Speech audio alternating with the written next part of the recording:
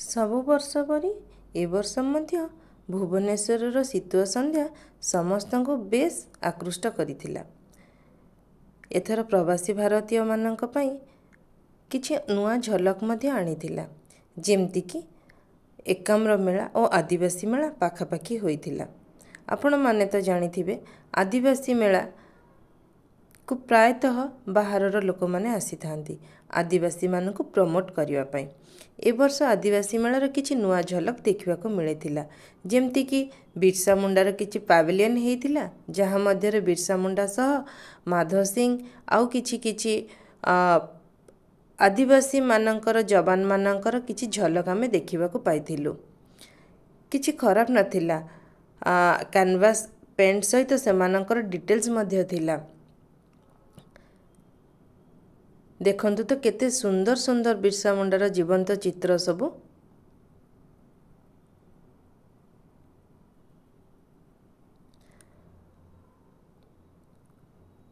ଏମାନଙ୍କୁ ଦେଖିଲେ ସତରେ ପିଲାବେଳ କଥା ବହୁତ ମନେ ପଡ଼ିଯାଉଛି।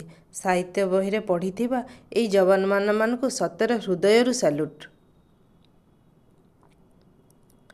ପାଭିଲିୟନ କିଛି ବୁଲି ସାରିଲା ପରେ ଓଡ଼ିଶା ଏବଂ ଛତିଶଗଡ଼ର ବର୍ଡ଼ରରେ ଥିବା ଆମ ଓଡ଼ିଶା ଏବଂ ଛତିଶଗଡ଼ର କିଛି ଯବାନମାନଙ୍କର ବିଷୟରେ ମଧ୍ୟ ସେଠି ଉଲ୍ଲେଖ ଥିଲା, ଯାହାକି ମୋ ଜାଣିବା ବହୁତ ଦରକାର ଆଜିକା ଦୁନିଆରେ। ଆଉ ଆଜିକାଲିକା ସାଧାରଣ ପିଲାମାନେ ତ ଏସବୁର ପ୍ରଶ୍ନ ହିଁ ଉଠାଉନାହାନ୍ତି ଜାଣିବା ପାଇଁକା। ଖାଲି ସେମାନଙ୍କର ଜୟନ୍ତୀ କିମ୍ବା ଶ୍ରାଦ୍ଧ ଦିବସକୁ ମାନିଦେଲେ ତ ହେବନି, ସେମାନଙ୍କ ବିଷୟରେ ଆମେ କିଛି ଜାଣିବା ଦରକାର। କ'ଣ ଲାଭ ଅଛି ସେମାନଙ୍କୁ ଗୋଟାଏ ଦିନ ମନେ ପକାଇ। ଆଦିବାସୀମାନଙ୍କର ରଙ୍ଗାରଙ୍ଗ ମଞ୍ଚ ମଧ୍ୟ ଭଲ ଭାବରେ ସଜେଇ ହେଇଯାଇଥିଲା, ସତେ ଯେମିତି ସେମାନଙ୍କୁ ସ୍ୱାଗତ କରୁଥିଲା ଶୀତୁଆ ସନ୍ଧ୍ୟାରେ କିଛି ନାଚି କିଛି ଗାଇ ଦେବା ପାଇଁ। ସେମାନେ ମଧ୍ୟ ପ୍ରସ୍ତୁତ ଥିଲେ କିଛି ପ୍ରଦର୍ଶନ କରିବା ପାଇଁ। ଏବେ ଆସନ୍ତୁ ଦେଖିଦେବା ସେମାନଙ୍କର କିଛି ଖାଇବା ରୁଚି। କୋରାପୁଟ କଫି ମଧ୍ୟ ପଛେଇ ନଥିଲା। ଆମ କୋରାପୁଟର କଫି ବିଷୟରେ ତ ଜାଣିଥିବେ, ଏହା କେମିତି ଇଣ୍ଡିଆ ଛଡ଼ା ଇଣ୍ଡିଆ ବାହାରକୁ ମଧ୍ୟ ର କଫି ହିସାବରେ ଏକ୍ସପୋର୍ଟ ହେଉଛି। ଆମେ ମଧ୍ୟ କିଛି ଟ୍ରାଏ କରିଥିଲୁ ଶୀତୁଆ ସନ୍ଧ୍ୟାରେ। ତାପରେ ଆସିଯାଇଥିଲୁ ଆଦିବାସୀ ଗ୍ରାମ। ଏଇ ଆଦିବାସୀ ମେଳାରେ ଅଲଗା ଅଲଗା ଜୋନ୍ ହେଇକି ଥାଏ। ସେମାନଙ୍କର କିଛି କଳାକୃତି, ସେମାନଙ୍କର ଚାଲିଚଳନ, ସେମାନଙ୍କର ବସବାସ ଏସବୁକୁ ସେମାନେ ଦର୍ଶାଇଥାନ୍ତି। ଦେଖନ୍ତୁ ଏମାନେ ମଧ୍ୟ ଚାଲିଲେ ସେମାନଙ୍କର କଳାକୃତିକି ପ୍ରଦର୍ଶନ କରିବା ପାଇଁ।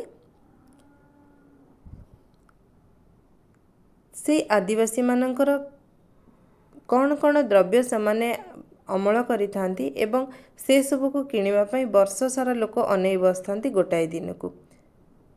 କୋରାପୁଟର ବିଭିନ୍ନ ବଣ୍ଡା କୁହନ୍ତୁ, ଡୋଙ୍ଗରିଆ କୁହନ୍ତୁ ଆଉ କୋଲ୍ହ କୁହନ୍ତୁ, ସମସ୍ତେ ତାଙ୍କର ନିଜ ନିଜର କଳା ଦେଖିବା ପାଇଁକା ରେଡ଼ି ହେଇଯାଇଥାନ୍ତି।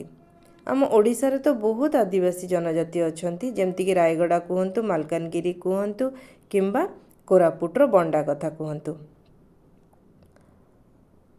ବହୁତ ଭିଡ଼ ଥିଲା, ସେଥିପାଇଁ ଆମେ ଆଉ କିଛି କଭର୍ ନ କରିକି ନେକ୍ସଟ ଦିନ ଯିବୁ ବୋଲି ଭାବି କିଛି ଫଟୋ ଉଠାଇ ଫେରି ଆସିଥିଲୁ। ପୁଣି ଆର ବର୍ଷକୁ ଅପେକ୍ଷା, ଆଉ ଏକ ନୂଆ ବ୍ଲଗ୍ରେ ନେଇକି ଆସିବୁ ଏକାମ୍ର ମେଳା। ଆଉ ଆପଣମାନେ ତ ଜାଣିଥିବେ ଏକାମ୍ର ମେଳାର କ'ଣ ମଜା ସବୁ ପିଲାମାନେ ଉଠାନ୍ତି। ମୁଁ ମଧ୍ୟ ଆପଣମାନଙ୍କ ସାଙ୍ଗରେ ସେ ମଜା ଆପଣମାନଙ୍କ ସାଙ୍ଗରେ ସେୟାର କରିବି। ରହୁଛୁ, ଜୟ ଜଗନ୍ନାଥ।